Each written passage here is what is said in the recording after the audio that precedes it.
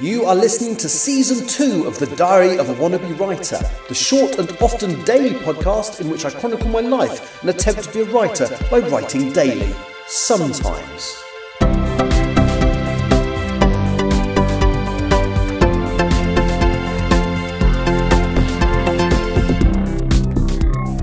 Hello, today is Friday the 8th of August 2025 and you are listening to The Diary of a Wannabe Writer, and I've finally got round to do it. I'm actually recording outside.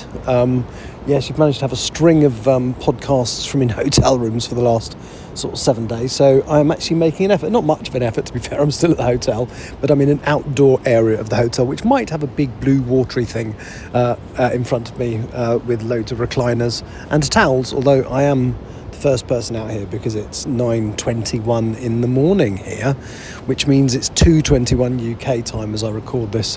So there's a couple of things I'm going to talk about. So yesterday, obviously, I signed off chapter 4, and I did say I would maybe think about trying to write some of chapter 5. Now, chapter 5 is following up on the Charlie and Saywood storyline, and if I'm honest, it's the bit I'm the most interested in at the moment because it's the bit that's going to go. It's certainly the most developed idea for this current book. And so I went down to a local coffee retailer and had breakfast this morning because I've been eating breakfast at a 24-hour coffee bean and tea leaf. And there are plenty of places closer to the hotel than that. And I've kind of had a similar stuff for the last 7 days really, so I thought it might be quite nice to just go for something different. So I had I had like a yogurty thing and a croissant as they say in the USA, with ham and cheese. You don't need to know that.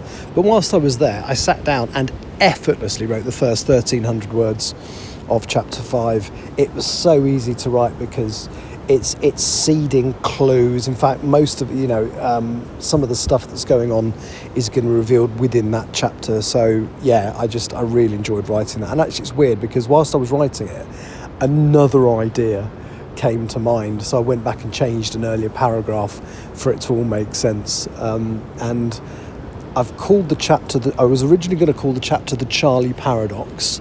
I'm now calling it the Charlie Conundrum, and basically I have put a couple of things in there which will get answered fairly quickly, or rather some of it will get answered fairly quickly. But no, the whole Charlie character is interesting because he's going to be a really important part of the rest of the series, but at the moment he accidentally made physical contact with Saywood, and so I've developed basically that people have telepathic abilities, that some of my characters have these telepathic abilities, but they can also put blocks around in their mind which looks like them. They close their eyes and look like they're physically building a wall around their mind, and Saywood has built so many layers to the wall she will never be able to make telepathic contact with again unless she tears them down, and nobody will accidentally be able to read her telepathically again unless she chooses to tear those walls down, or somebody exceedingly powerful does it for her. And I think the only person that we've met so far that would have the ability to do that is Max Sosi, and he's dead. So yeah, so that's all good fun. But the problem with this is if you make physical contact with someone, it doesn't matter how many barriers you put around your head. If you make physical contact with someone, you can literally see into their head. And so she knows something's going on with Charlie. She doesn't really know what. She's picked up that he's got a sick mother that he's looking after, but that's about it. And I have decided where that storyline's going. But anyway, so I wrote those 1,300 words. It's set in a supermarket, and I'm sitting there trying to not because I used to be a manager in a supermarket, and one of the jobs I did was night manager. And Saywood works on the night team. So it's fairly accurate. The way they speak to each other is fairly accurate. The kind of characters that are there are fairly accurate. In fact, I had to be really careful because there's one character that I literally stole from work, name and description. I thought, I can't do that, so I did change the name. But there's one of my listeners who used to work at the same Tesco store as me, and I don't know how much she remembers of the night team, but there's one person, it's not the name, but the description is literally someone that we used to work with. So it'll be interesting to see if she can work out who that is. It all depends how well she knew the night team, of course. It might not be somebody she was particularly aware of because that wasn't her role in the store. But anyway, do let me know.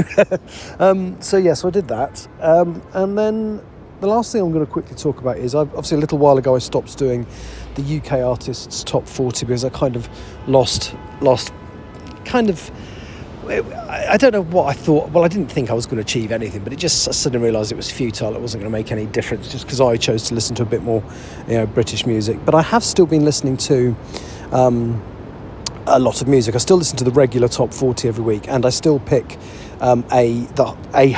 not always the highest new entry, but I always pick a new entry in the album chart to listen to. Now, I'm a bit behind at the moment. I've got about 10 albums sitting there to listen to, but I did actually started listening to one in the coffee shop today before I got into my writing, by a group called Wet Leg, and it sounded really quite good. I listened to another album, that's a British band. Then I listened to another album by another British band called The K's, which didn't seem so good, but it's just personal taste. But yeah, there's still some great British music out there that isn't really, well, it's charting the album chart clearly, otherwise I wouldn't have heard of it, but it's not charting, the singles aren't charting. And the final thing I'm going to talk about, sorry, I'm going to overrun by a minute or so, is there's a band that I used to like in the 90s. Well, actually, no, I didn't massively used to like them in the 90s. I heard of them in the 90s because they had a couple of really big songs. They're called Pulp. Their lead singer is a guy called Jarvis Cocker, and they had a massive run of hits in the 90s at some point with songs like Sorted Freeze and Whiz, and more importantly Common People and Disco 2000, which are both absolutely phenomenal tracks. I saw Jarvis Cocker and Pulp's Glastonbury set on TV. I wouldn't go to Glastonbury, I'm not insane. And I really enjoyed it. And I've just realised that after 20 years they've put out a new album, and it's called More, as in More Pulp. And the opening track, I'm going to start doing this, I think, every now and then. I'm going to try and do a track of the week if I can. So the stuff I've listened to in the week, if something's jumped out at me that I've discovered for the first time that I've really enjoyed, I will mention it. So the opening track on that album is called Spike Island.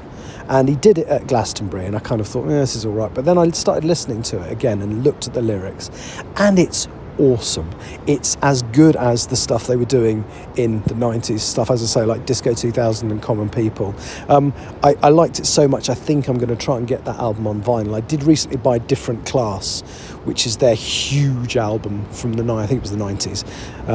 Their huge album. I think it was 94 actually. It was the one that made them massive. It's the one that had Disco 2000, Common People, Sorted Freeze and Whiz, and a couple of other massive tunes on there. So I bought that on vinyl, but I think I'm going to buy the new one as well. So yeah, if you can find a way of listening to it for free, just listen to a song by Pulp called Spike Island. That's my tune of the week.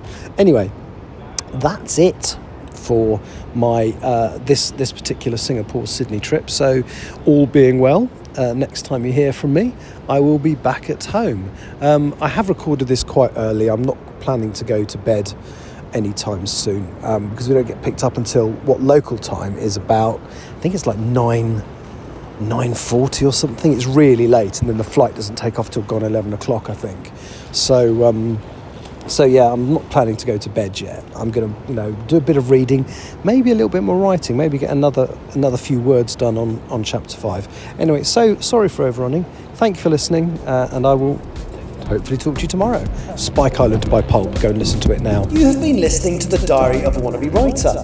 For more information about what I'm writing, go to linktr.ee/Richard Writes, capital R, capital W, where you can find details of my website and social media. I may see you there.